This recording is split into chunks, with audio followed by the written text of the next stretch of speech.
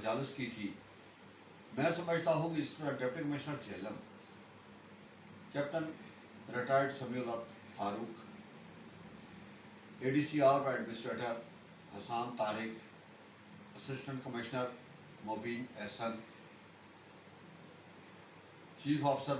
municipal committee Usman Gondal, chief sanitary inspector Rana Muhammad Ishfaq کے ساتھ ساتھ district police officer Nasir Mahmood بھاجوا،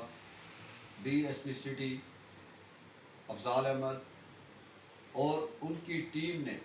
جس طرح آج کے اس جلوس ضلع جہلم کے تمام جلوسوں اور مجالس کی